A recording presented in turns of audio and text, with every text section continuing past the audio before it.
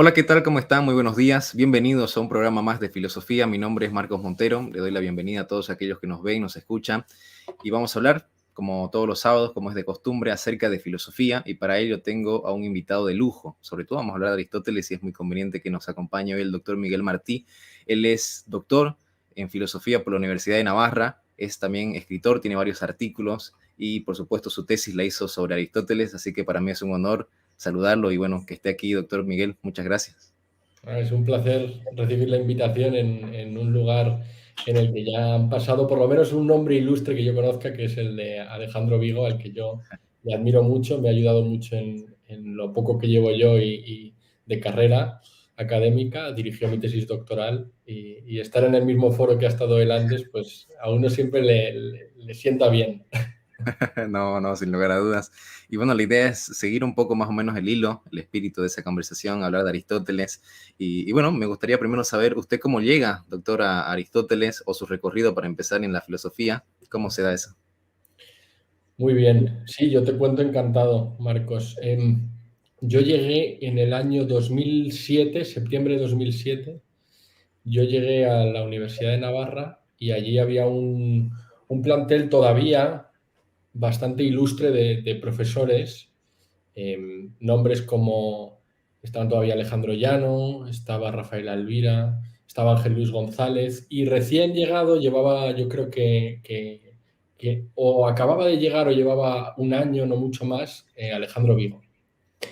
Y bueno, yo empecé la carrera y la verdad es que tampoco el interés estaba decantado todavía por ningún autor. Uno llega como lleno de preguntas, más que con respuestas a las cuestiones. Y aunque mi primer contacto con Aristóteles es a través de la filosofía antigua, porque es quizá la asignatura, allí tampoco tengo un momento, por así decir, en la que uno se le revela como con una epifanía que es al autor al que se tiene que dedicar, ¿no? Sino que más bien fue algo paulatino, em, porque aunque uno estudia muchos autores, y eso quizás es una cuestión que se puede hablar, si es el mejor método o no de acercarse a la filosofía, el acumular opiniones de los filósofos, ¿no? Pero al margen de eso, eh, una cosa que me llamó mucho la atención de Aristóteles es que en todas las asignaturas prácticamente y a lo largo de todos los cursos era un personaje que junto a normalmente Platón y, si uno quiere, en algunos casos Kant, aparecía siempre. Y en la mayoría de los casos, incluso cuando era criticado por otros autores, se hablaba de él con respeto. Por ejemplo, uno siempre ha escuchado hablar de cómo Kant, por así decir, si apareciera en algunos manuales y cómo se ha leído a veces como el gran destructor de, ¿no?, la teología natural o de la metafísica. Kant, y esto aprovecho para decir y citar a cómo el profesor Vigo ya en la anterior conversación lo nombraba, reconoce en Aristóteles a aquel que habla de la lógica y que su palabra sobre la lógica la convierte inmediatamente en ciencia, y dice Kant, en esto podemos decir hoy en día que se equivocaba, en una ciencia acabada. Entonces, esa manera de ir poco a poco profundizando en las asignaturas progresivamente y que siempre apareciese ese autor, yo creo que fue calando en mí. Y cuando se me dio la oportunidad de continuar mis estudios en posgrado, ya sea con un máster y después con la tesis, me parecía que era el autor que más recorrido tenía, desde el punto de vista de lo que también en mí fue fraguándose como pregunta, que fue cuál era el método de la metafísica. ¿Mm? Así que fue como, por así decir, por un lado, el verle como un autor que a lo largo de la historia de la filosofía siempre habría sobrevivido como un autor de referencia, y por el otro lado, el que parte de su temática hubiese sido el haber iniciado lo que hoy conocemos como metafísica, o como él llama filosofía primera, y el que, por así decir, pudiese dar respuesta a una cuestión que se había ido generando en mí, que era la cuestión de cómo hace la metafísica para poder conocer aquello que dice que conoce. Esos serían como los dos ahora, ¿no? Reconstruyendo, siempre uno reconstruye un poco más románticamente de lo que suelen ser las cosas, pero Claro. creo que esa sería la respuesta. Sí. Sí, sí, ¿no? A veces uno se pregunta qué es el ser y bueno, después lo puedo acomodar en retrospectiva, ¿no? Pero qué interesante lo que nos comenta, llegar a a la Universidad de Navarra, como llegar al Fútbol Club Barcelona hace una década, ¿no? Se rodeó de varias personas interesantes y rescatando un poco lo que decía de a veces uno piensa la filosofía o se aproxima a la filosofía al modo de una doxografía, ¿no? Hay un filósofo que se llama Antonio Lastra, que es de España. Él menciona precisamente este gusto que se superlativiza, por así decirlo, que bueno, al inicio se suele entender que en las escuelas pitagóricas nace el término filosofía como un acto de humildad, ¿no? De no llamarse sabio, pero ahora es como que los filósofos, algunos, no todos, aman a los filósofos, entonces somos amantes de los filósofos, ¿no? De la filosofía en sí misma y así se configura la hiperfilosofía, dice él. No, pero bueno, es muy interesante también que lo que menciona que, bueno, Aristóteles es un autor imprescindible, ¿no? Es como, no sé, no estudiar bien filosofía si uno no estudia Aristóteles. Y bueno, para hablar un poco acerca de ello, me gustaría también, antes de entrar con algunos tópicos, su tesis. ¿De qué la realizó usted, doctor? Pues mira, al hilo de lo que comentas de discutir sobre filosofías y no sobre la realidad, ¿no? También Aristóteles y luego Tomás de Aquino y otros muchos lo han dicho, ¿no? Que no estamos aquí para discutir sobre palabras, sino para discutir sobre las cosas, ¿no? Y ese espíritu, ya digo, que aunque en su origen yo diría sí que tiene quizá esa impronta aristotélica, luego es recuperado por pensadores que uno pensaría quizá fuera de esa órbita, como puede ser Husserl, cuando anima a sus discípulos a que vayan a las cosas mismas, ¿no? Y no se queden en los filosofemas, por así decir, como ya fórmulas vacías, porque carecen precisamente de la fuerza que les dio el origen.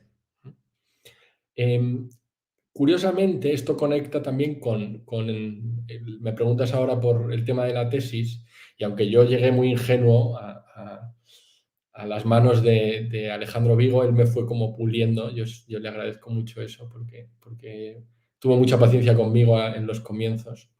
Y yo le llegué con esa cuestión, con la cuestión del método de la metafísica. Y evidentemente él me dijo, bien, o acotamos esto o eso es inabarcable por todo lo que puede decirse sobre el tema. Y poco a poco él me fue guiando a una cuestión que puede parecer menor en el corpus aristotelicum, en la obra completa de Aristóteles, pero que es la cuestión de los trascendentales, que es como se le llama esta doctrina después en la época medieval, y específicamente a uno de ellos, que es la unidad. Entonces, uno de los temas más estudiados y conocidos de sobra en la metafísica aristotélica es que la metafísica es sobre todo la cuestión del ser, pero Aristóteles dedica un libro entero de la metafísica a la cuestión de la unidad, que es el libro 10º de la metafísica. Y el libro 10º de la metafísica es, junto a uno de los más especulativos, uno de los menos estudiados. Solo recientemente, en el año 2018, si yo no recuerdo mal, en esta colección que tienen en la Oxford Clarendon Press, que es, si yo no recuerdo mal, no sé si es Aristotle Studies, y entonces traducen con comentario. Casi todos van ahora llevan unos cuantos volúmenes. Yo creo que de la metafísica han hecho ya casi todos, pero también tienen de la ética y de la física. Entonces, hay un especialista que traduce el libro y después hace un comentario con notas. Y solo en el 2018 salió la traducción inglesa con anotaciones de Laura Castelli, y hasta entonces no existía. Es un libro que, curiosamente, en la tradición, como se ha asociado la unidad y el tema de la unidad mucho más con el pensamiento platónico y neoplatónico, está como relegado en el campo de Aristóteles. Entonces yo hice mi tesis sobre la enología de Aristóteles, enología de gen. Lo que pasa es que en castellano la H es sorda, pero gen es uno en griego. Entonces, enología, que no hay que confundirla con la enología del vino, que esa es porque es oinos en griego y de ahí viene enología también. Pero trabajé sobre todo los usos y significados de la unidad en la metafísica de Aristóteles y luego ver cómo esos usos y significados en otros lugares del corpus aristotélico también adquieren un significado más específico.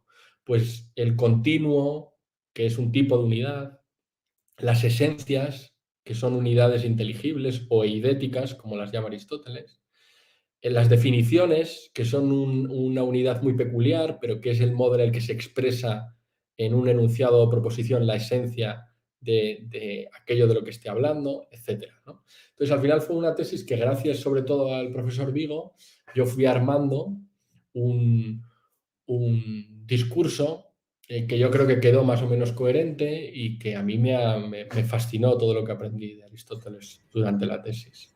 Mira qué interesante, ahora que mencionó la palabra concreta de enología, no haciendo referencia al vino, me acordé que su tesis precisamente, mire, yo la tenía hace tiempo, antes de conocerlo, y la tengo ahí en mi lista para leerlo. Tristemente aquí en Bolivia, yo soy de Bolivia, no llegan esos libros, entonces hay que hacer malabares para que llegue un libro bien traducido de la metafísica, pero es muy interesante lo que menciona porque la cuestión de los trascendentales, yo por lo menos la estudié a partir de Santo Tomás, de Veritate, los comentarios que se le hacen al de Veritate, Ángel Luis González, sobre todo también los trabajos de Fabro y los intensivos de Santo Tomás a partir de ellos, pero mire, qué interesante rescatar esa dimensión de Aristóteles, no la había visto.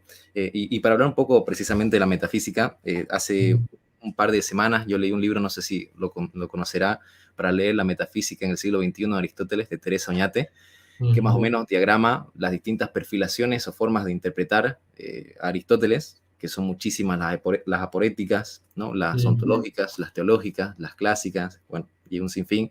Y más que orientarme, quizá sea por mi incapacidad, me desorientó un poco, en ese sentido, porque yo venía más que nada de entender un Aristóteles, quizá más cristiano, desde Santo Tomás, ¿no? Pues he leído sus comentarios. Entonces le consulto particularmente a usted, porque también está la mirada hermenéutica, ¿no? A partir de Jäger y todas las contribuciones. ¿Cómo usted entiende la metafísica de Aristóteles? ¿Cuál considera usted que es la mejor forma de pararse con ese libro y abordarlo? Sí, volvemos con el tema que comentas. Yo no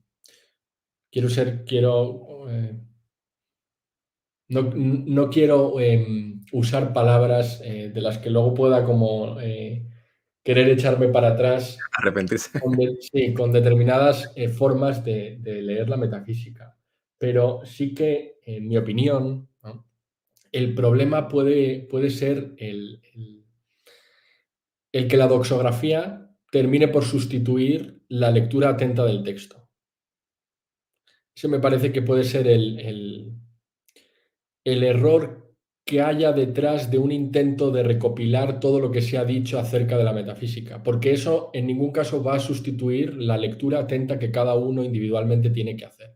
Evidentemente esto tiene que estar coordinado con el hecho de que seguramente una primera lectura, por muy atenta que sea, deja más interrogantes y aporías que respuestas.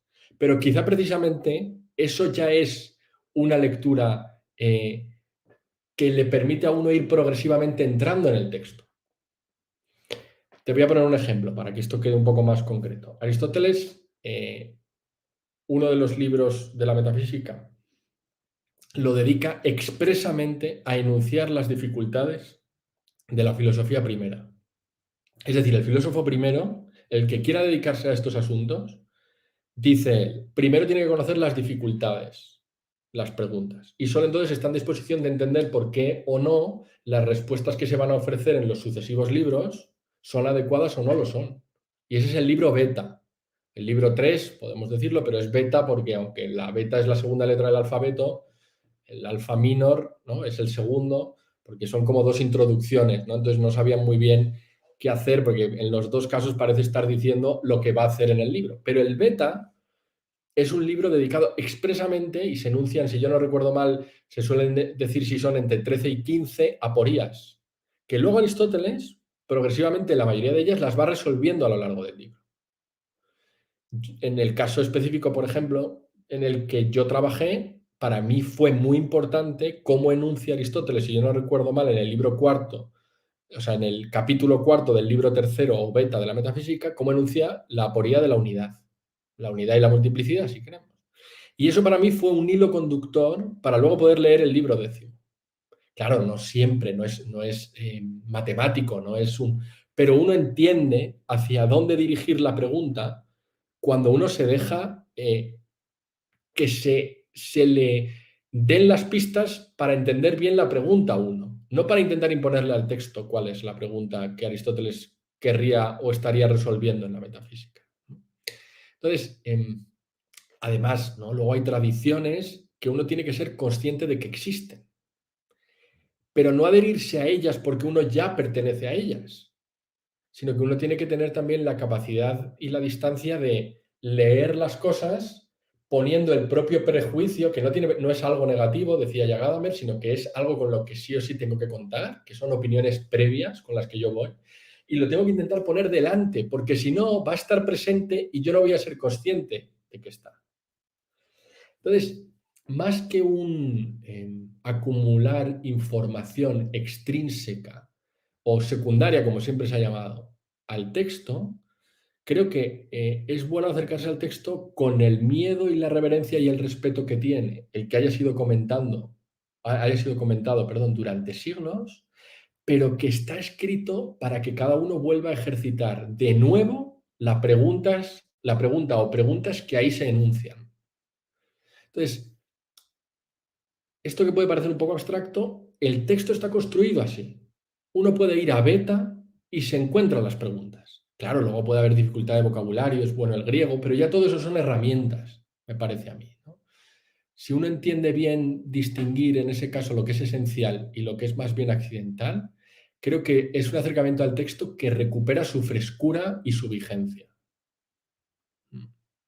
Es cierto, es cierto. Y usted cuando lee, por ejemplo, particularmente la metafísica o alguna obra de Aristóteles, ¿advierte una evolución tal y como la plantea, por ejemplo, Jagger? ¿O cómo lee usted a Aristóteles a la hora de ver los libros? Es una buena pregunta. Es verdad que uno al final tiene que elegir un poco a sus, podríamos decir, ¿no? A sus Virgilios, ¿no? Alguien que a uno le guíe por el camino y por la senda y que le permita no perderse en toda la marabunta de cosas que pueden ir surgiendo y que le pueden a uno despistar y confundir por completo, ¿no?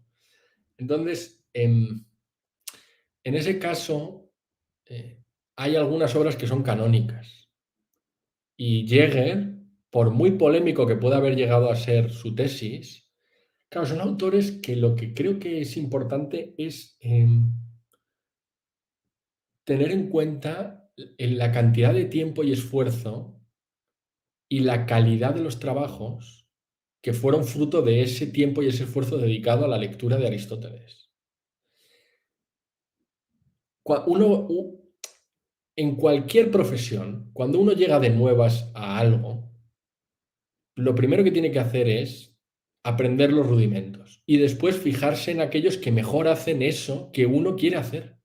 Y Jäger, por ejemplo, Ross, por ejemplo, Berti, por ejemplo, el profesor Vigo, por ejemplo, son referentes en el sentido de que en su propia obra se manifiesta esa calidad y ese esfuerzo por comprender al autor. En el caso específico de Jäger, yo tengo, por así decir, opiniones encontradas. Me parece que su tesis, audaz en su época, revolucionó los estudios sobre Aristóteles. Y lo que suele pasar en la hermenéutica o en la interpretación a lo largo de los siglos es que las tesis que terminan convirtiéndose en algo estándar anquilosan el pensamiento. Y lo que hace Jäger con esa obra es sacudir los cimientos. Puede ser en algunos casos erróneo algunas de las tesis que haya dicho, o que se hayan demostrado con el tiempo que no tienen tanta fuerza como él les quiso dar.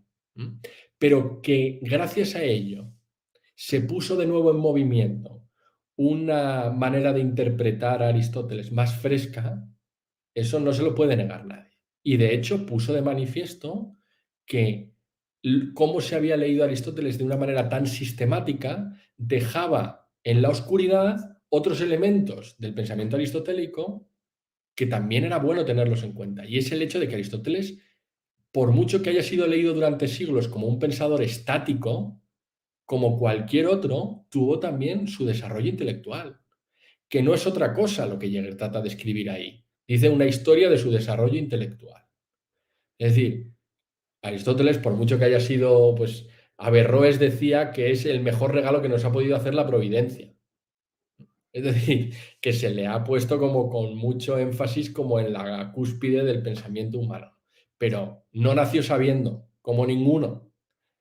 Y una persona que estuvo durante 20 años bajo el sol de Platón, o el sol que fue Platón, es imposible que su pensamiento no fuese progresivamente fraguándose y al mismo tiempo, en la medida en lo que él lo consideraba posible, construyéndose a partir de, pero nunca de cero y de golpe. Entonces hay un punto de sentido común en el modo que Jäger tiene de leer a Aristóteles. Luego, si uno va a aspectos específicos, pues el hecho de que fuese un progresivo alejamiento del platonismo y que cayese en un empirismo radical en el que solo estaba interesado por la recopilación de datos y un estudio puramente empírico y observacional de la naturaleza, eso ya es más discutible, ¿no? En el que sí que hay, diría yo, unos como hilos conductores muy fuertes en todo ese desarrollo intelectual, como unos mimbres que sostienen. Y aunque hay determinadas doctrinas que se van aquilatando solo con el paso del tiempo, hay algunas que están prácticamente desde el comienzo. Uno se va al protéptico y en el protéptico están ya las nociones de acto y potencia. Está la noción de energía, que luego va a ser crucial también para el libro 12 de la metafísica, pero va a ser crucial también para textos que se suelen considerar más antiguos, como pueden ser el de Ánima y los tratados los tratados breves de historia natural, como suele traducirse, ¿no? Donde están el De sensu et sensato, etc., ¿no? Es decir, que uno también puede decir que exagerando demasiado la tesis evolutiva, uno también tergiversa a Aristóteles. ¿Sí? No sé si más o menos con esto te... Sí, sí, sí, no, excelente. Y en base a lo que mencionaba, bueno, me surgen dos preguntas, ya que mencionó particularmente un término para la gente que nos está viendo y empecemos a hablar un poco de algunas nociones aristotélicas. No sé si nos podría explicar cuál es la diferencia entre energía y entelequia. Es- ya venía un poco preparado a preguntas directas y al grano porque a Alejandro también le pusiste, no, pero me parece fenomenal, me parece que es una manera de entrar en la que uno va al grano y trata de sacarle el mayor jugo posible, ¿no? Mira, hay una tesis doctoral que, por mucho que tenga algunos defectos, porque toda tesis los tiene y siempre son trabajos que son mejorables, sobre todo porque uno los hace en juventud y la mía es la primera que tiene multitud de fallos, o sea que no estoy diciendo nada que no le pueda ocurrir a cualquiera. Es una tesis que tiene un trabajo enorme detrás, que es una tesis que se llama La doctrina del acto en Aristóteles. Es una tesis que salió en el año 96, si yo no recuerdo mal, más o menos, en Navarra, y es de un profesor ya fallecido en un accidente de montaña hace años, que se llama Ricardo Yepes Stork. Y en esa tesis él básicamente lo que hace es un estudio sistemático de los usos y significados de ese término, del término energía, y su diferencia con entelegeia en el corpus aristotélico. Entonces hace un repaso bibliográfico y de todo, y allí aparece una clasificación lo más exhaustiva posible. Luego han seguido apareciendo multitud de estudios, pero por decir uno que es un trabajo de gran envergadura y que tiene mucha información y que puede ser un buen punto de partida, no un punto de llegada, porque allí uno lo que se entera es de lo mucho de lo que se habla, ¿no? Pero me preguntabas por la diferencia de significado entre los dos, ¿no? Energía y entelegeia, me preguntabas. Sí, Esa era la pregunta, ¿no? esa. Bien, entonces te digo eso porque, ya te digo, hay estudios de sobra. Pero quizá el modo más directo de diferenciar uno y otro es etimológico. También sobre la etimología hay determinadas discusiones, pero si tuviésemos que ir a una etimología básica, energía conectaría con la palabra ergon, que significa más bien como función o incluso puede decirse en algún caso la obra o función, pero obra en el sentido de lo producido, lo hecho, lo realizado. Aunque quedarse con ergon como función creo que ejemplifica mejor. Y luego tendríamos el en, que es como nuestro en, como preposición, ¿no? Entonces sería una especie de en ejercicio y por eso se suele traducir por actividad.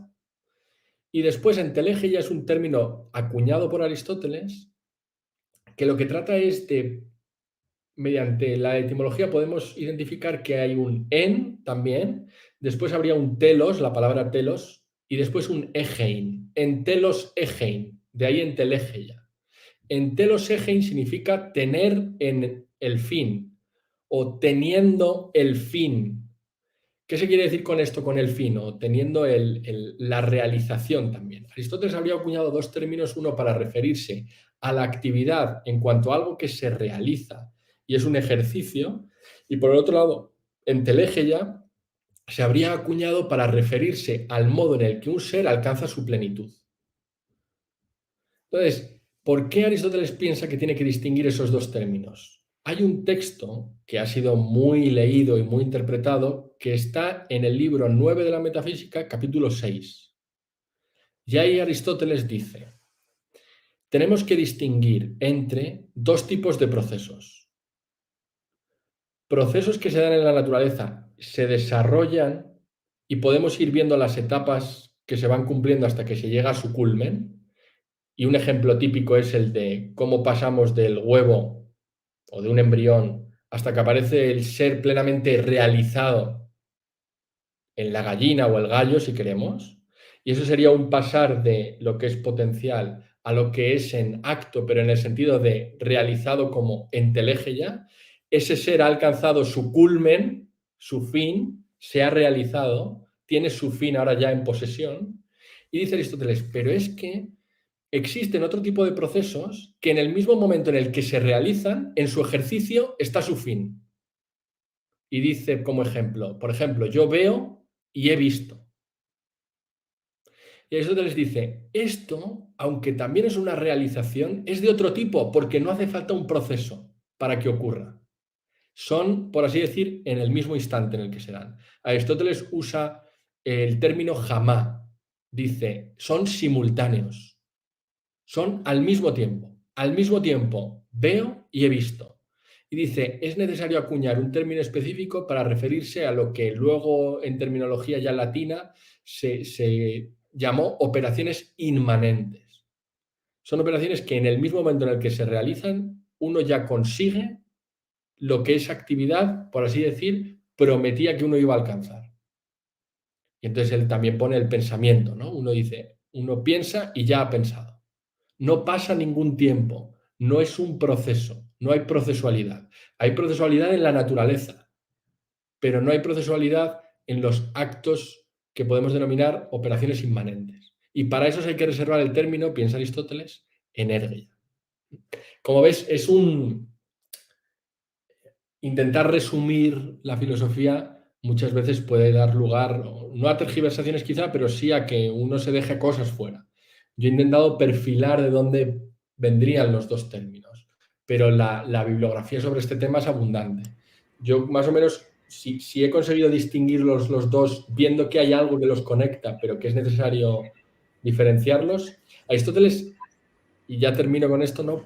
Cuando habla de estos términos dice, es muy difícil definirlos porque el modo de captarlos es más bien por inducción, dice él. El mejor modo de entender a qué nos estamos refiriendo con estos términos es poner ejemplos de tal manera que en el continuo ir y venir del ejemplo y comparando unos con otros, uno de repente dice, ah, es esto.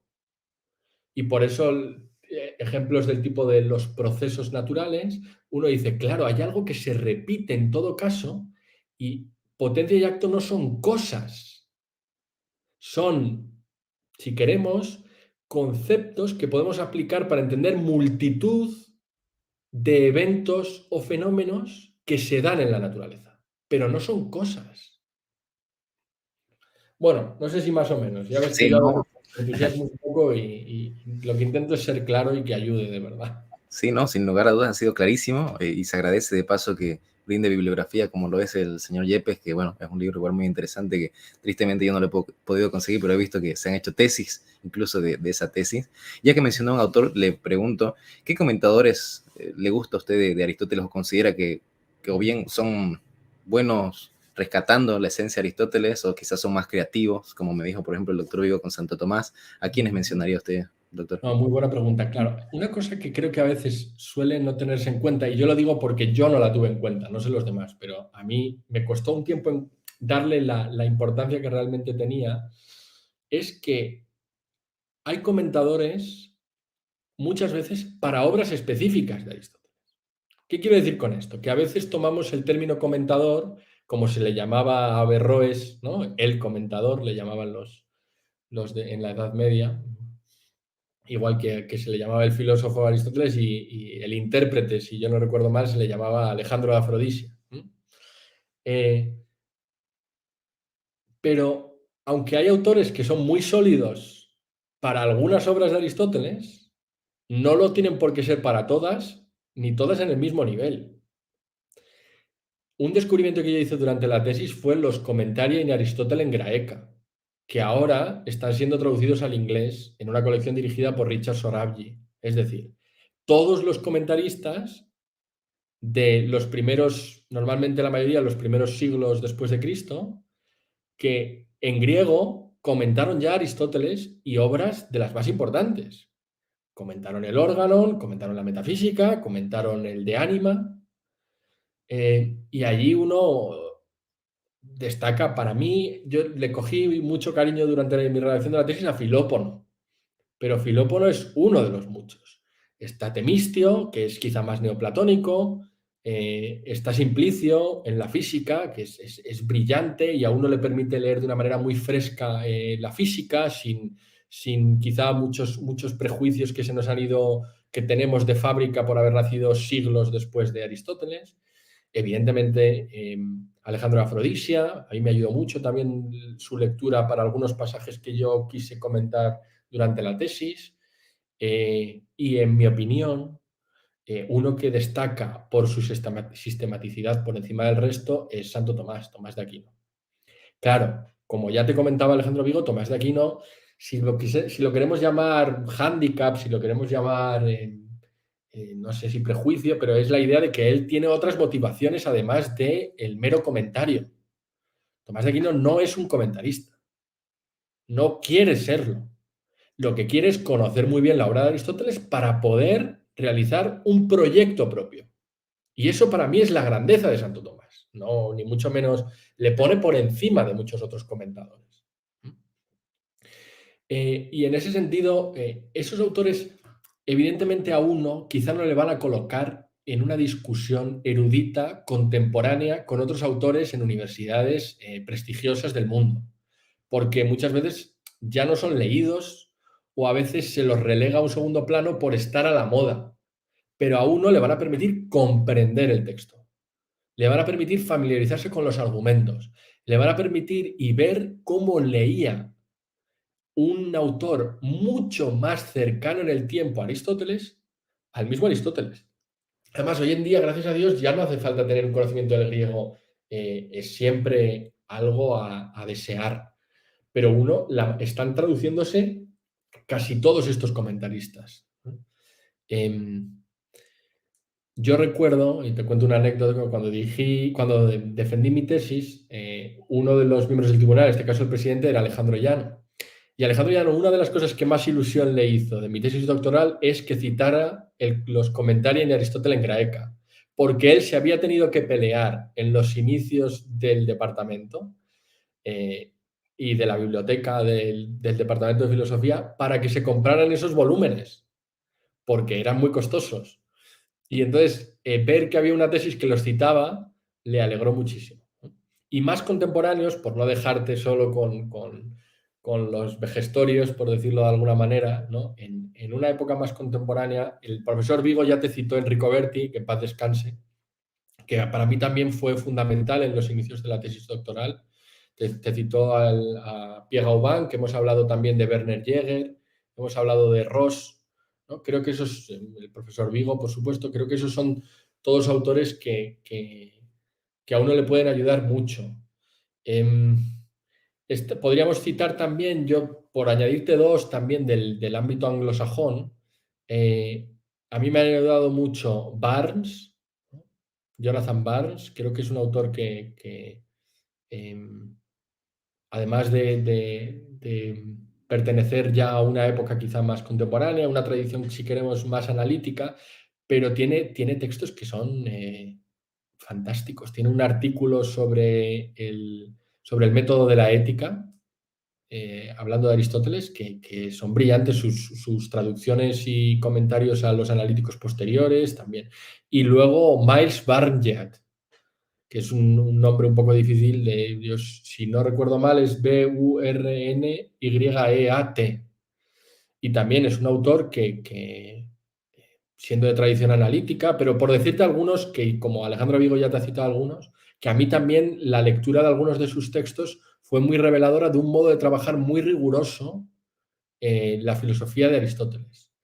Y además, tratando de comprender y de no conceder porque sea un autor canónico argumentos cuando no lo ven ellos claro. Y por decirte uno más, y ya termino, G.E.L. Owen, que también tiene una cantidad en sus collected papers, uno puede encontrar una cantidad de artículos que es como lo denominan los anglosajones, son seminal papers, ¿no? Son como autores que escriben un artículo que es una semilla, o landmark papers se llaman también, ¿no? O sea, como que consigue poner el punto y uno dice, bueno, aquí se ha abierto un campo nuevo, una manera nueva. Y Owen en eso tiene una serie de artículos, desde uno que se llama Ticeina y Taphaenomena, que es estableciendo los fenómenos, hasta uno que se llama The Snares of Ontology, que son artículos que a uno cuando yo los leí, por ejemplo,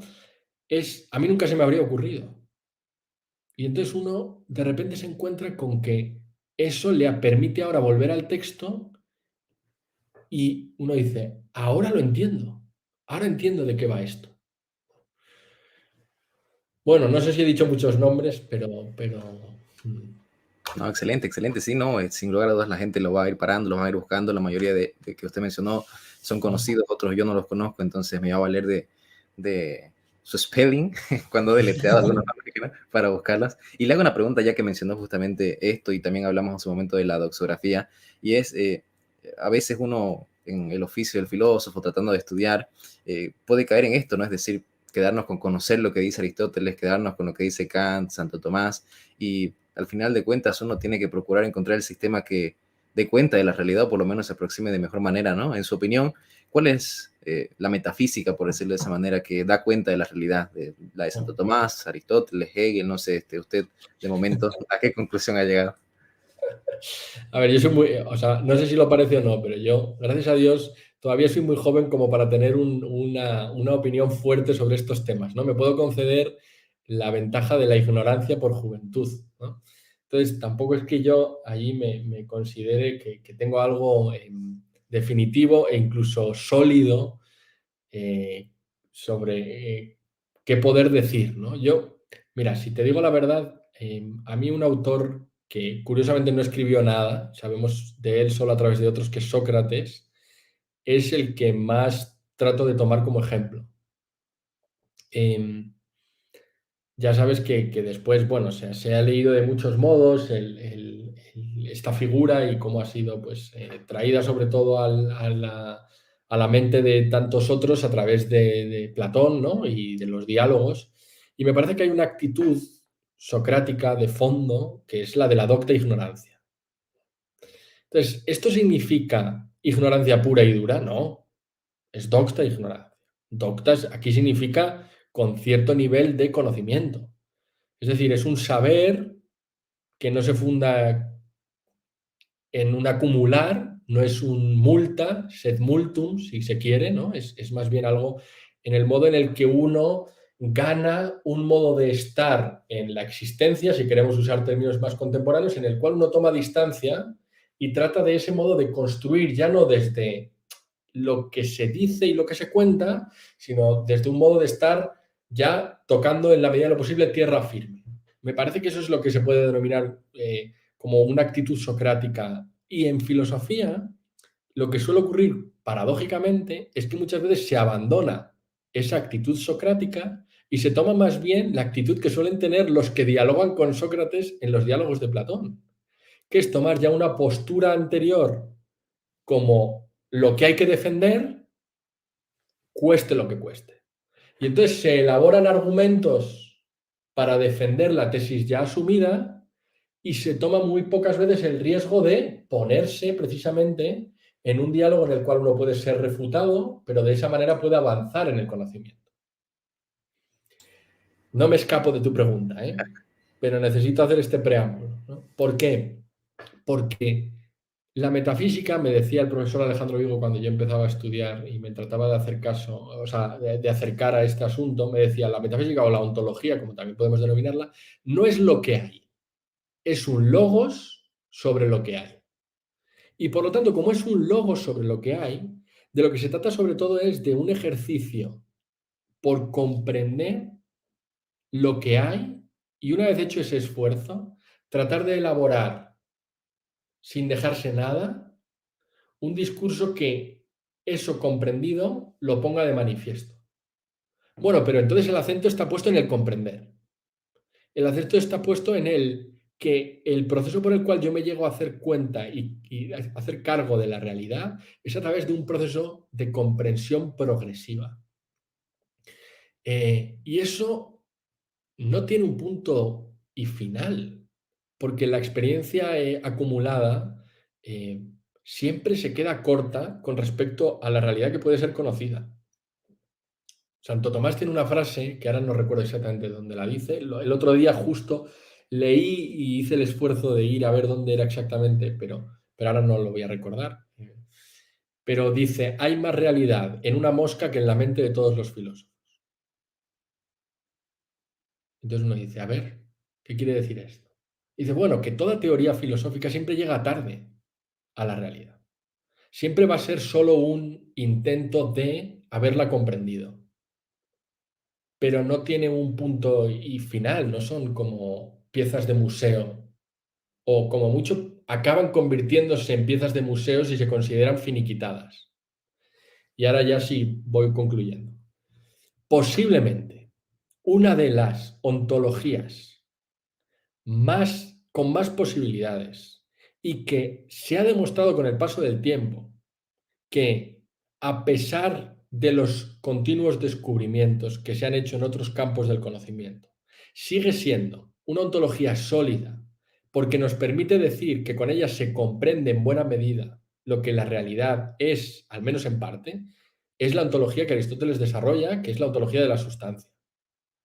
Ahora bien, es una ontología que también tiene sus inconvenientes y que fueron puestos muy bien de manifiesto, sobre todo por Martin Heidegger, en el que, en mi opinión, Martin Heidegger pone el acento sobre el hecho de que la ontología de Aristóteles y en general la ontología ha sido construida a partir de una ontología de la cosa o de las cosas, de los objetos. Y es algo que uno puede detectar que incluso llega hasta el mismo Descartes, cuando para definir lo que es el ser humano y la realidad dice que es una sustancia que piensa. Martin Heidegger pone el acento y dice, ¿no estará dejándose esta ontología por pensar determinadas realidades que no se dejan subsumir sin más en una ontología de la sustancia? Entonces, bueno, él desarrolla lo que él llama la ontología fundamental, etcétera, pero no estamos aquí para hablar de Heidegger. Pero lo que te diría es que incluso una ontología que ha sobrevivido durante miles de años tiene sus flaquezas. Me parece que tener esa actitud, un poquito con esa distancia, reconociéndole los méritos, es lo que a uno le capacita para incluir lo que no ha sido pensado por otras ontologías. Y me parece que ese es el trabajo, una filosofía primera que por Aristóteles es también definida como la ciencia que se busca, que estamos buscando, dice él, ¿no? Porque él mismo está como, bueno, tratando de encontrar una definición que se ajuste, un método que se ajuste a eso que él quiere encontrar. Qué interesante, ¿no? Sin lugar a dudas. Y mire, ya que ha mencionado eso, le hago dos preguntas que van en el mismo sentido. Usted habiendo leído a Aristóteles, ¿cuál diría que son sus principales flaquezas? Es decir, cuestiones que conforme avanzó el tiempo, conforme, no sé, usted se ha dado cuenta, son cosas que, bueno, en las que erró Aristóteles. Y segundo, que no necesariamente tiene que estar relacionado a lo siguiente, pero va en la misma línea, que es, ¿cuál diría usted que son los tópicos que son más difíciles de entender en Aristóteles? Por ejemplo, no sé, el intelecto de la gente y demás cuestiones, ¿no? Muy buenas preguntas, como siempre. Claro, la palabra error a mí me pone un poco alerta, ¿no? Porque yo digo, claro, yo intento no leer a Aristóteles como de esta manera tan puntillosa en la que uno dice, ¿dónde ha errado? Y también porque error tiene un punto como también puede ser cognitivo, ¿no? Puede ser por no haber comprendido bien algo, y otras veces es que uno pues hace algo mal y ya está, ¿no? Claro, Aristóteles yo, más que errores, porque es un pensador que es muy cuidadoso. Es un pensador que en este sentido es socrático. ¿Qué quiero decir con esto? Que es muy de, vamos primero a ver qué se ha dicho.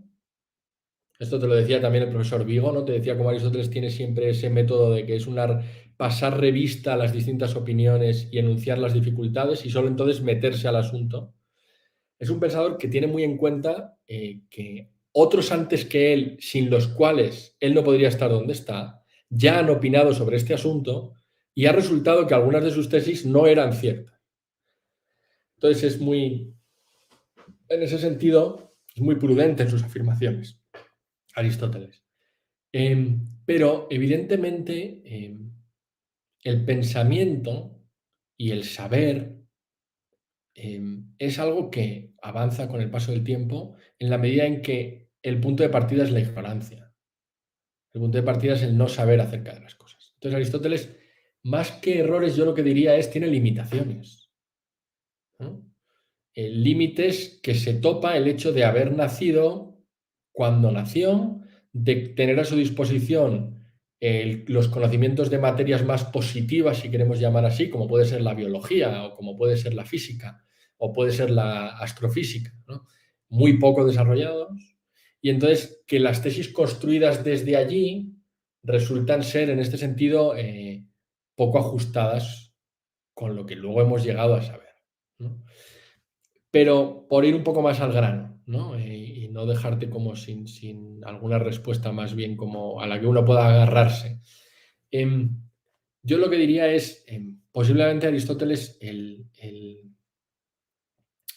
el límite más fuerte con el que se encuentra es con el hecho de que su capacidad de observación, por muy refinada que es desde el punto de vista de la primera persona, es muy pobre desde el punto de vista de la tercera.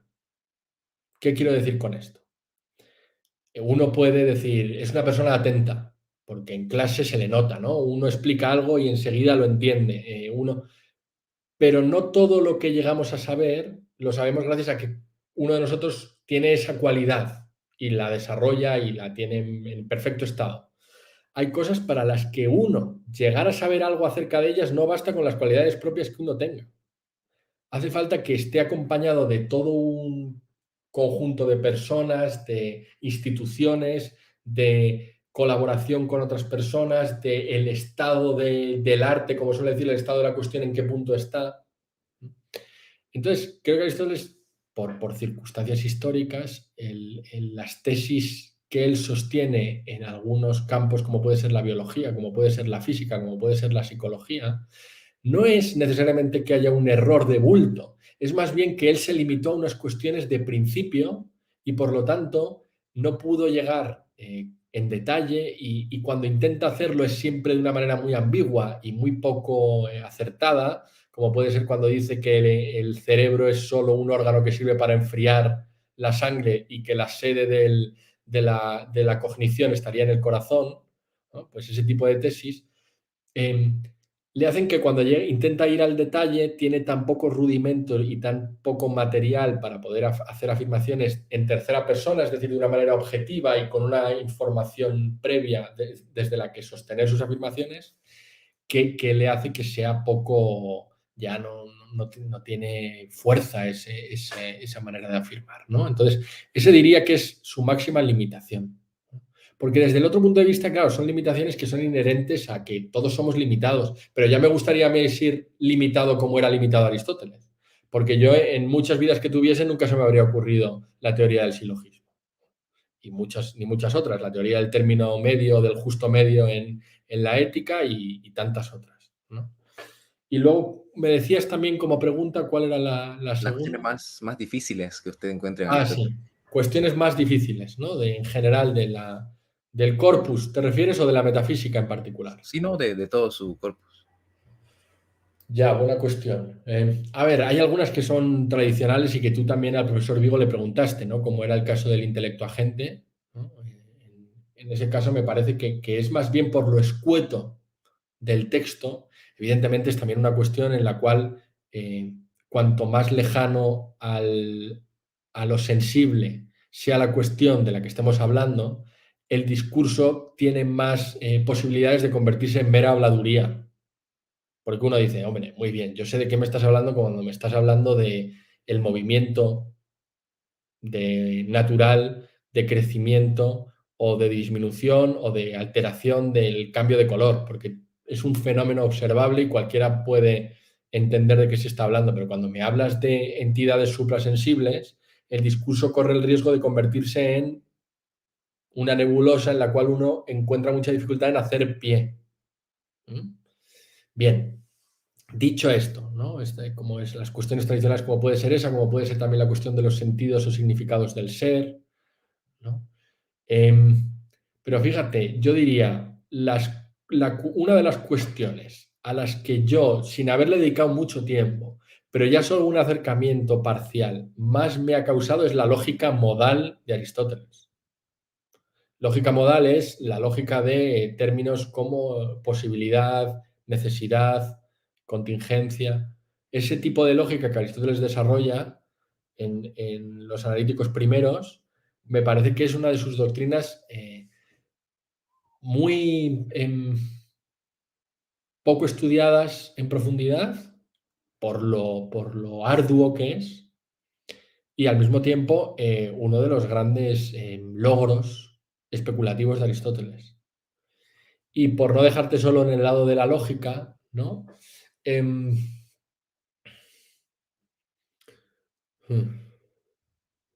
yo diría que también los libros 13 y 14 de la metafísica, como ves, estoy intentando ir un poco a los márgenes del corpus para que no sean los tópicos que todo el mundo dice, porque si no, uno dice, bueno, me han dicho lo que ya sé, ¿no?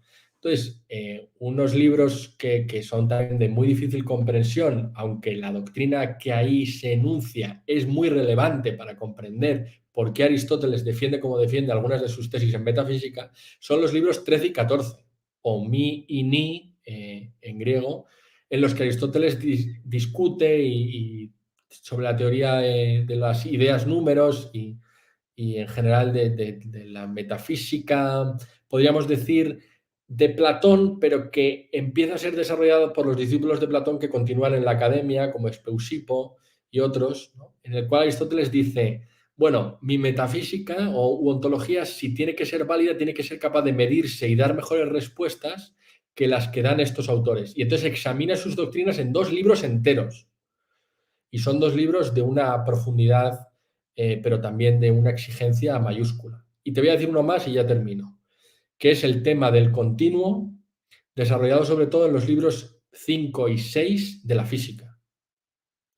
Para darte cuenta de su dificultad, el profesor, aunque fue por circunstancias que se escaparon un poco a sus posibilidades de solución, el profesor Vigo, hace ya años, junto con un compañero suyo, el profesor Marcelo Boeri, que es una recomendación muy buena para que le entrevistes también a él, porque me parece uno de los académicos más brillantes sobre Aristóteles y Platón y los estoicos que hay en habla en castellano, Marcelo Boeri, tradujeron y comentaron los libros de la física. Y tradujeron, si yo no recuerdo mal, el 1 y el 2 el profesor Boeri, el 3 y el 4 el profesor Vigo, y el 7 y el 8 el profesor Boeri. Y tenía asignados el quinto y el sexto el profesor Vigo. Y yo he podido leer sus traducciones y algunas de sus notas, y es brillante ese comentario que hace Vigo. Pero es de los textos que él me ha confesado a mí personalmente que más le ha costado traducir y comprender. Los libros 5 y sexto, quinto y sexto, perdón, de la física, en los que Aristóteles habla sobre todo del continuo. Yo los pude trabajar y me pude servir y me ayudaron mucho las traducciones del profesor Vigo, porque son textos en los que dicen, si yo no recuerdo mal, es Ross, que se descubre el genio matemático de Aristóteles, cuando muchas veces solo se ha dicho de ese genio de Aristóteles, de ese genio matemático de Platón, pero nunca se ha dicho de Aristóteles. Pero los análisis que hace del continuo Aristóteles le llevan a decir que es posiblemente uno de los lugares donde se ve que nada de eso de que Aristóteles no tenía genio matemático, porque si no, no podría haber escrito esos libros sobre el continuo. Mire qué interesante, no sabía. Sí, he visto que el doctor Vigo tiene esos libros, pero también no los he podido conseguir, pero seguramente son interesantes. Y bueno, como nos quedan unos minutitos y no quiero usar de su tiempo, doctor, dos últimas cuestiones que, bueno, me gustaría consultarles, que son igual un poco de algunas cuestiones de Aristóteles, pero lo vamos a perfilar de una manera distinta, porque también al doctor Vigo se lo pregunté, y no sé si usted lo tocará en su tesis, pero por si acaso lo relaciono, y es el tema del principio de individuación, ¿no? Que recuerdo el doctor Vigo me comentó, sobre todo lo vio desde la parte de la mens de la época, ¿no? En la medida en que, bueno, para Santo Tomás en este caso, como el principio de individuación se da en virtud de la materia asignata, el individuo responde a una problemática muy particular de su época, y en Aristóteles es como que no se me viene a la mente que lo toque en algún punto específico, ¿no? Usted, quizás siendo un intentio autoris de Aristóteles, o no sé, ¿cómo entiende que Aristóteles entiende el principio de individuación? Bien, claro, o sea, como yo lo abordaría el asunto es, ¿qué problema trata de solucionar o qué pregunta trata de resolver el principio de individuación? Te devuelvo la pregunta, Marcos, para que la podamos como intentar afrontar. ¿Cuál dirías tú que es el problema o pregunta que trata de resolver la enunciación del principio de individuación? Yo creería el tema de la persona y la participación, quizás, o no, no lo sé. ¿En qué sentido? La persona o el... En el sentido de que es una criatura, un ser creado, quizás, Vale. limitado. Perfecto. ¿Ves de qué modo surge la pregunta ya en el modo en el que tú tienes de formularla? Una serie de terminología que no es propiamente aristotélica. El término participación, que tú has nombrado antes a Cornelio Fabro, que me parece un filósofo de alta gama, por decirlo de algún modo. Yo conocí a Ángel Luis González, al que falleció ya hace unos años, pero él hizo su tesis con Cornelio Fabro sobre la cuarta vía, la vía de la perfección o de las perfecciones. Pude estudiar con él y Fabro, yo conozco, tiene este libro sobre la causalidad y participaciones, creo que se llama, y otros muchos, ¿no? Y allí, bueno, en Santo Tomás sí que es verdad que hay un uso de la participación que, tomándolo de Platón, trata de ser llevado a una reconstrucción ya de una metafísica, si queremos decir realista, y podríamos seguir por allí, ¿no? Y, y en este caso también ha salido el término creación, ¿no? Entonces, el término creación, de nuevo, ¿no? Nos pone en un modo de entender ya la metafísica que se sale de las coordenadas del modo de pensar griego de la época. Ahora bien, dicho esto, porque está bien como tener estas salvedades en las que uno dice, bueno, no parece ser la cuestión que por el modo de afrontar los asuntos metafísicos, ya sea, tú has nombrado el de la persona o el de la participación, la persona como algo creado y como con su propia, podríamos decir, identidad numéricamente diferenciada, pero en la que lo numérico no es lo relevante, sino es el hecho de que estamos ante un individuo inefable por su individualidad, ¿no? No parece ser que ese tipo de cuestiones estuviesen como en el centro de la metafísica de Aristóteles. Ahora bien, Aristóteles tiene terminología específica para referirse a lo que él llama sustancias primeras, proteusía. La proteusía está analizada en las categorías, al comienzo del Tratado de las Categorías. Y ahí se habla de que hay deuterai usiai y luego hay la proteusía, o sea, es decir, la primera sustancia la sustancia en el sentido prioritario y luego sustancia que puede usarse como terminología para referirse a otro tipo de seres que serían sustancias en sentido secundario o segundas. Y reserva el término segundas sustancias, dice él, para los géneros y las especies. Y habla de la sustancia como aquello, el sinolon, es decir, el compuesto, como aquello que es lo que es propiamente.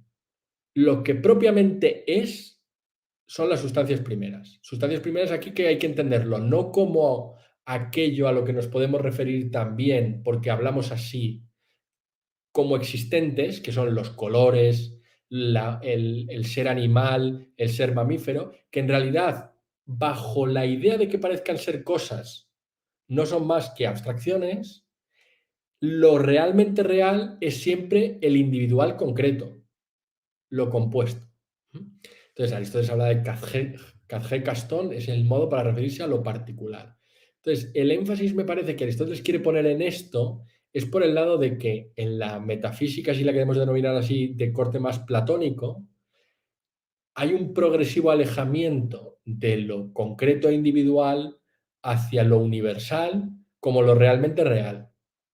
Y Aristóteles tiene como esa idea de devolverle a lo individual concreto la, la, la, la entidad metafísica por excelencia. Entonces yo diría que el principio de individualización en Aristóteles es el poner el énfasis en el individual concreto. Como ocurre con otras muchas tesis de Aristóteles, en Nietzsche, o sea, como condensado en eso, está lo que luego en el medievo comparece como un modo de tratar de entonces de entender de qué manera se cumplen grados de individualidad según el tipo de ser del que estemos hablando. Y para eso ya hay que desarrollar una terminología que posiblemente en Aristóteles no está tan desarrollada. Eso es, digo, como ves, es un poco, al final uno trata de reconstruir desde lo que puede.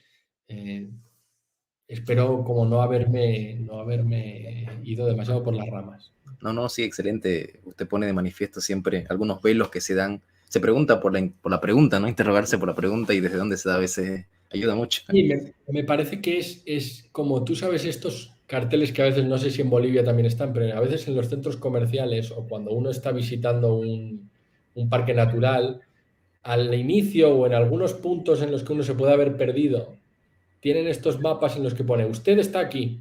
Sí. Y entonces a uno de repente uno dice, ostras, yo estaba aquí entre árboles y montañas y he visto un río, pero digo, no tengo ni idea de dónde estoy. Y de repente eso uno hace así y dice, ahora lo entiendo. Si yo puedo ver las cosas desde aquí, ahora me puedo orientar. Pues lo mismo en este caso. A veces cuando uno dice, ¿y esta pregunta o esta respuesta o esto que tanto interés tengo? ¿De dónde viene? ¿Hacia dónde me dirige? A uno le pone en mucho mejor disposición para que luego entren mejor las posibles respuestas, ¿no?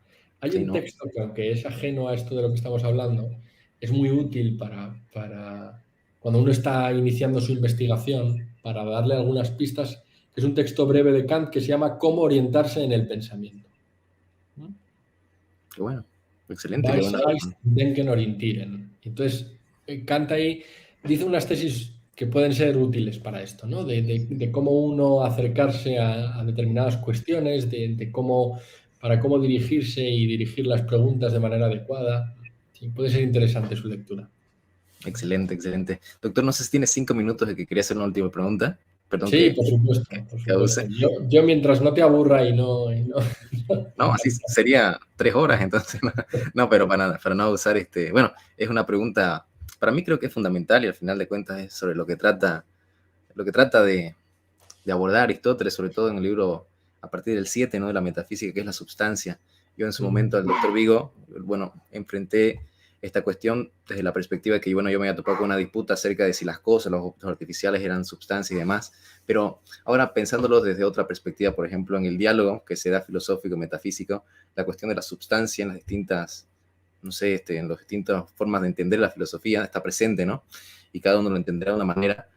Por lo pronto, yo creo que todos están en común acuerdo de que la sustancia lo primero que te dice es que no sos accidente, ¿no? Por lo menos la sustancia lo primero que te dice es que no es accidente, pero hay distintas particularidades que uno dispone en la sustancia de una manera distinta. Por ejemplo, no sé, el doctor Vigo creo que da 6 criterios a través de los cuales se dilucida para que algo sea sustancia. Giovanni Reale da 4, Ángel Luis González también brinda otros y así sucesivamente.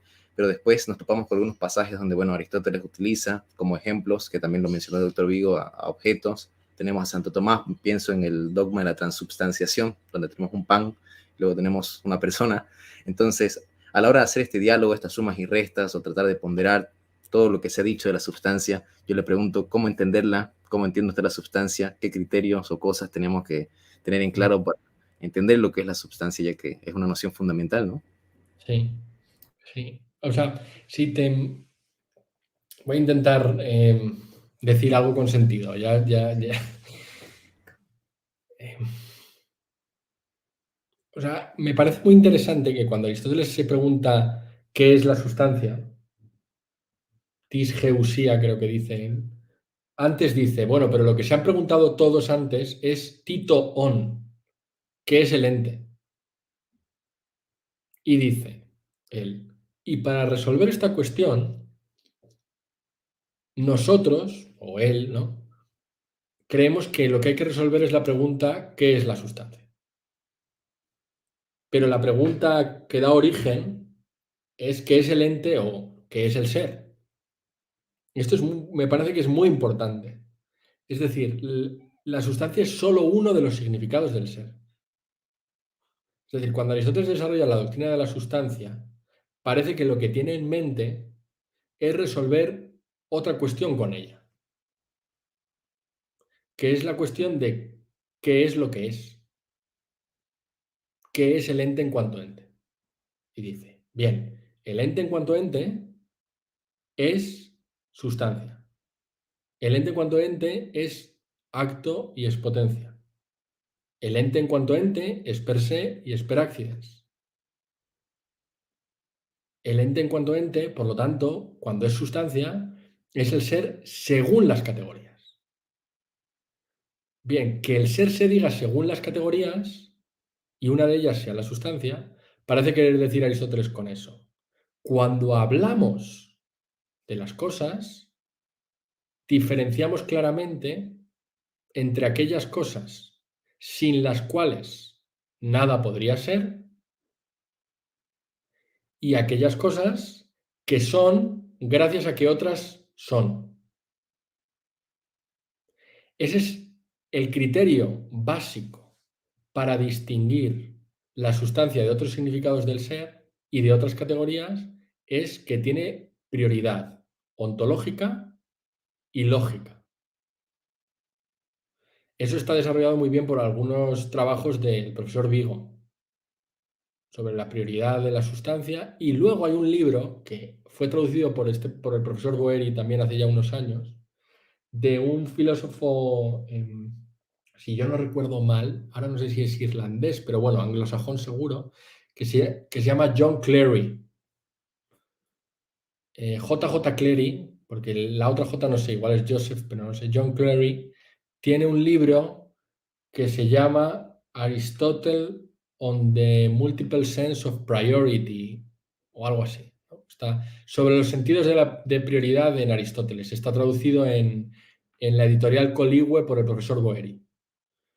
Y hace un análisis de cómo la gran diferencia entre el modo de entender lo que es entre Aristóteles y Platón es el hecho de que Platón da prioridad da más importancia a la prioridad lógica para que algo tenga más ser que otra cosa, si es que se puede hablar así, que a la prioridad ontológica, que a la prioridad, por así podríamos llamar, incluso física.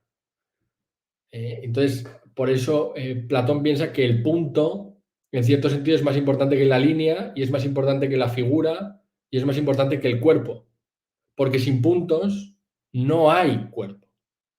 Y Aristóteles piensa, no, porque hay determinados seres en los que el todo es lo que nos permite después distinguir las partes, pero no podemos reconstruir el todo a partir de sus partes. Por ejemplo, el ser vivo. Entonces Aristóteles, yo diría, por un lado, nos puede ayudar a entender qué es la sustancia, que no es más que una categoría y por lo tanto es algo con lo que nosotros contamos para hablar de las cosas, que surge para tratar de responder la pregunta sobre qué es lo que es, y cuando preguntamos qué es lo que es, vemos que algo que podemos usar para responder es la cuestión de la sustancia. Tercero, que sustancia con respecto a las otras categorías, lo que la hace distinta es su prioridad ontológica y lógica, es decir, aquello sin lo cual nada puede existir y nada podemos explicar qué es. Y por último, que de entre las cosas que son y con las que tenemos un trato habitual, podemos decir, destacan unas de ellas por encima del resto, por su capacidad de realizar operaciones, por su capacidad de mantenerse en el ser, por su capacidad de ser el soporte de otra cantidad de cosas para que puedan existir, y que son los seres vivos. me parece que ese modo de acercarse, aunque como ves no te estoy dando unos criterios totalmente y perfectamente diseñados, lo que nos hacen es darnos cuenta de que cuando Aristóteles está pensando en la sustancia, lo que está tratando de entender es qué es lo que le hace a una cosa ser lo que es y en qué consiste ser algo. Pero como digo, es una cuestión que es parcial porque es enunciada antes para resolver la cuestión de titoon en griego, que es el ente. Y solo en posterioridad tiene sentido la pregunta, ¿qué es la sustancia? Pero primero es, ¿qué es el ente? Y citabas antes el De Veritate de Santo Tomás. Santo Tomás está en esta tradición cuando el De Veritate lo comienza preguntándose por lo mismo. Empieza y dice, lo primero que cae en nuestro entendimiento es el ente. Y en esta tradición está también Heidegger, cuando al comienzo de Ser y Tiempo también dice la cuestión que nos concierne aquí es la cuestión del ser, o él dice luego del sentido del ser. Pero bueno, la cuestión que tiene que volver a ser preguntada, dice él, es la cuestión del ser. No estoy haciendo una equivalencia entre que los tres digan lo mismo, ¿eh? Hay unas diferencias notorias, sobre todo entre Heidegger y Santo Tomás, sí.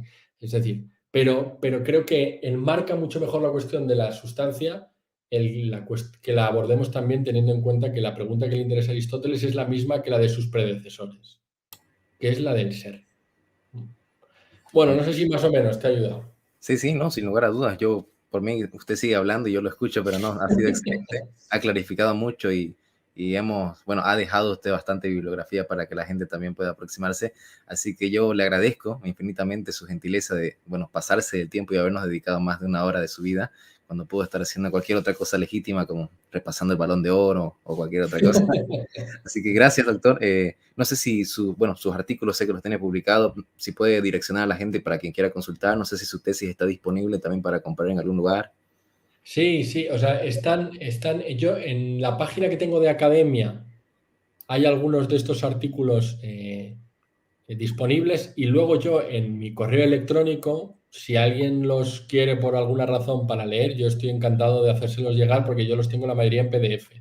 En algunos casos, algunos artículos están ya en abierto, pero en mi correo electrónico, que es el de la universidad, es miguel.marti@ufv.es. Allí, si alguien por casualidad y tiene ganas de aburrirse un poco, quiere que le envíe cualquier trabajo en el que yo haya podido dedicarme a Aristóteles o a otro tema, yo encantado de hacérselo llegar sin problema. Excelente, muchísimas gracias. ¿Usted, doctor, ahorita está dando clases en alguna institución? Sí, estoy en la Universidad Francisco de Vitoria, que es una universidad que está aquí en Madrid, que tiene no muchos años, pero está creciendo mucho. Y yo allí doy clases de introducción a la filosofía, de lógica y también de antropología. Y luego colaboro con el Centro de Estudios Teológicos San Agustín, que se encuentra en El Escorial, en San Lorenzo del Escorial, y donde estudian los miembros de la Orden de San Agustín. Y allí imparto las asignaturas de lógica y de psicología filosófica. Espectacular. A ver, algún día lo visitaremos. Yo estoy pasando clases virtuales en la Universidad Abad Oliva. Entonces, cuando vaya por ahí, me tomo un tren o algo y lo visito. Claro, eso es el CEU, ¿no? Sí, sí, ahí. Allí está Enrique Martínez, creo que está, ¿no? Sí, sí, sí. Que es hermano de Agustín, de Agustín Martínez Echevarría, ¿no? Sí, Martín, sí, exactamente. Sí. Pero bueno, doctor, nuevamente le agradezco, muchísimas gracias. Espero en el futuro pueda repetirse con otra cuestión más interesante y demás. Pero bueno, le agradezco nuevamente, gracias. Ha sido un placer. Muchísimas gracias, Marcos. No, gracias. Y bueno, gracias a todos los que nos escucharon y nos vieron. Así que será hasta una próxima. Hasta luego. Hasta luego.